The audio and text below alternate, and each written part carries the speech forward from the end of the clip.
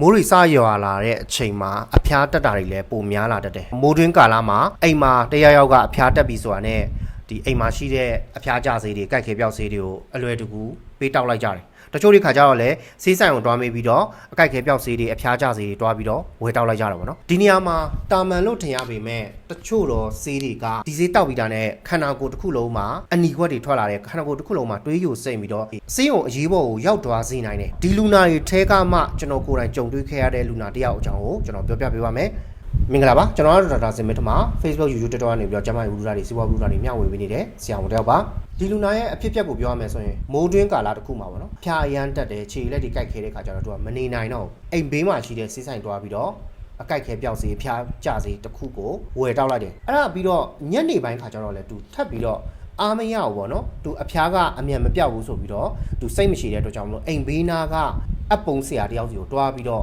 ့ဆရာဝန်မဟုတ်ဘူးပေါ့နော်အပုံဆရာတယောက်စီကိုတွားပြီးတော့အကြိုက်ခဲပြောက်စီကိုထိုးလိုက်တယ်ပေါ့နော်2ရက်လောက်နေတဲ့ခါကျတော့အဖျားကတက်တာတွားတယ်ဒါပေမဲ့3ရက်မြောက်နေ့မှာအဖျားကအရန်ပြန်တက်လာပြီးတော့ခန္ဓာကိုယ်တစ်ခုလုံးမှာအနီစက်တွေပေါ်တယ်တွေးတွေအန်တယ်ဝမ်းတွားတဲ့ခါကျရင်တွေးတွေထွက်လာတယ်အဲ့တော့ဆေးရုံအရေးပေါ်ကိုရောက်သွားတယ်အမှန်ကသူဖျားတာက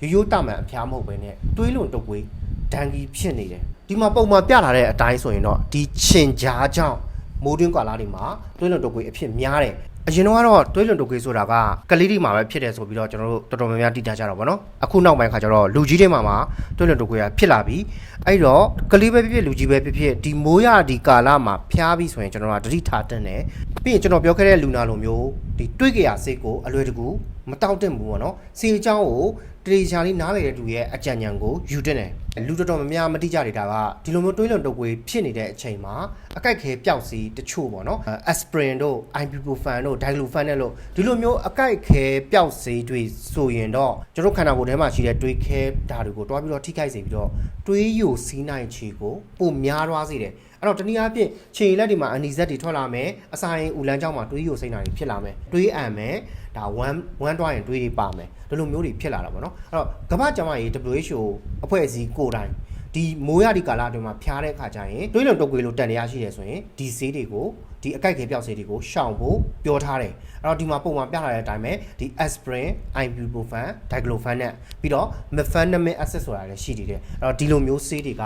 တွေးလွန်တုပ်ကွေးဖြစ်နေတယ်တွေးလွန်တုပ်ကွေးတန်တရားရှိတယ်ဆိုရင်ရှောင်ရမယ်ထပ်ပြီးတော့ကျွန်တော်ဖြည့်ဆွတ်ပြောချင်တာကတချို့လူတွေကရက်ကွက်စီခန့်တွားတယ်တို့မဟုတ်အိမ်မှာဆေးခေါ်ထိုးလိုက်တယ်ပေါ့နော်အမှန်တကယ်တမ်းကဖျားလို့အဲ့ဒီဆေးထိုးပေးတာတွေဆေးခေါ်ထိုးတာတွေကတကယ်တမ်းကတော့ diclofenac လို့ခေါ်တဲ့အကြိုက်ခဲပျောက်ဆေးတွေကိုပဲထိုးကြတာအဖျားကျဆေးအနေနဲ့အသုံးပြုပြီးထိုးကြတယ်ဆိုပေမဲ့တခြားကာလတွေမှာအဲ့လောက်ထိပြဿနာမရှိပေမဲ့ဒီလိုမျိုးမိုးရဒီကာလတွေးလွန်တုပ်ကွေးဖြစ်နေတယ်ဆိုရင်တော့ဒီလူနာကတွေးယိုစိတ်နိုင်ခြေတွေများသွားနိုင်တယ်အန္တရာယ်ရှိတဲ့အထင်မှာပါသွားတယ်အဲ့ဒါဆိုရင်အဖျားတက်နေတယ်ဆိုရင်ဘာစီးမတောက်လို့မရတော့ဘူးလားဆိုတော့အဲ့လိုတော့လည်းမဟုတ်ဘူးကျွန်တော်ပါရာစီတမောတောက်လို့ရတယ်ထပ်ပြီးတော့မေးစရာရှိတာကပါရာစီတမောတောက်တာပဲမတက်တာဘူးလေဆိုတော့တကယ်တမ်းကတော့ dose အပြည့်ကိုတေချာမတောက်တက်ကြလို့ပေါ့နော်ပါရာစီတမောကလူကြီးတစ်ယောက်အနေနဲ့ဆိုရင်တစ်ခါတောက်ရင်တစ်ပြားကနေနှစ်ပြားတောက်လို့ရတယ်ပြီးရင်တစ်နေ့ကို4ချိန်လောက်ထိတောက်လို့ရတယ်အဲ့တော့ဆိုလိုတာကမနက်6နိုင်မှာတစ်ပြားတို့မဟုတ်နှစ်ပြားတောက်တယ်နေ့လယ်12နိုင်မှာတစ်ပြားတို့မဟုတ်နှစ်ပြားညနေ6နိုင်မှာတပြားတို့မုံနှစ်ပြားည12နိုင်မှာတပြားတို့မုံနှစ်ပြား9နိုင်6နိုင်ချာတိုင်းမှာတစ်ခါတောက်လို့ရတယ်ပြီးတစ်ခါတောက်ရင်လည်းတပြားကနေနှစ်ပြားတစ်နေ့ကိုစုစုပေါင်း10ပြားလောက်ထိတောက်လို့ရတယ်အကယ်၍ဒါအသေးယောဂမရှိဘူးဆိုရင်10ပြားလောက်စိတ်ချလက်ချတောက်လို့ရတယ်ပေါ့နော်အဲ့တော့ဒါလူကြီးအတွက်ပြောထားတာကလေးတွေအတွက်ဆိုရင်လည်းတော်တော်များမှားနေကြတာအသက်အရွယ်ကိုလိုက်ပြီးတော့ပါရာစီတမောတိုက်တာပေါ့နော်တကယ်တမ်းအဲ့လိုမဟုတ်ဘူးကလေးတွေရဲ့ခန္ဓာကိုယ်ပေါင်ချိန်အလိုက်ဆေးကိုတေချာလေးတိုက်ရတာပေါ့နော်အဲ့ဒါကြောင့်မလို့ကျွန်တော်တို့ကကလေးတွေကိုတိုက်ပြီးဆိုရင်ဆေးဝါးအကြောင်းတေချာတည်တဲ့သူတွေစီကိုမေးမြန်းဖို့တော့လိုအပ်တယ်ဒါမှမဟုတ်လည်းကိုယ်တိုင်လည်းလေ့လာထားဖို့တော့လိုအပ်တယ်အဲ့တော့ကလေးတွေဆိုရင်လည်း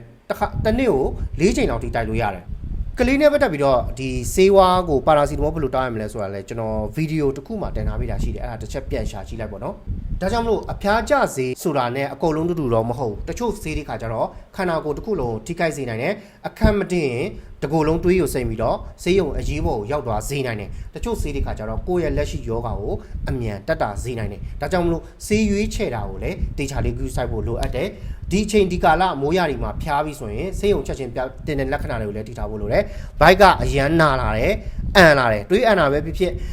တ ခြားဟာတွေပဲဖြစ်ပေါ့နော်ဇက်တိုက်ကိုအန်လာတယ်တစ်ခါမဟုတ်နှစ်ခါမဟုတ်ဇက်တိုက်ကိုအန်လာတယ်ပြီးတော့ဒီတဖုံးတွေတွားတွေကနေပြီးတော့တွေးရ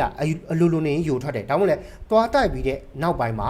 ဒီတွေးယိုထွက်တာတွေကတောက်လျှောက်ဖြစ်နေတယ်ပေါ့နော်တွေးရမတိတ်ဘူးဖြစ်နေတယ်ပြီးတော့ခြေလက်တွေမှာလည်းအနီဇက်တွေထွက်လာတယ်လူကမူးဝေလာတယ်အဲ့တော့ဒီလိုမျိုးအချက်တွေဖြစ်လာပြီဆိုတော့ဆေးရုံကိုချက်ချင်းအမြန်ပြတက်ပါတယ်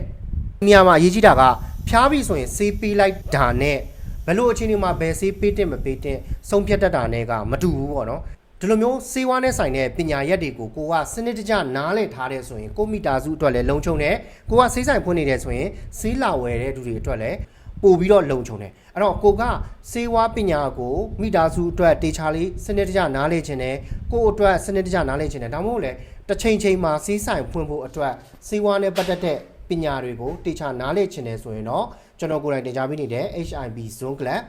အဆင့်မြင့်ဆေးဝါးတင်တန်းရှိပါတယ်အဲ့တော့ဒီတင်တန်းအကြောင်းသိချင်တယ်ဆိုရင်တော့comment မှာ HIB လို့ရေးလိုက်ပါစာပြန်ပေးပါမယ် YouTube ကကြည့်နေတယ်ဆိုရင်လည်းကျွန်တော် comment မှာ link လေးချထားပေးပါတယ်အဲ့ဒီကနေတစ်ဆင့်ဝင်ပြီးတော့ဆက်သွယ်မြင်နိုင်ပါတယ်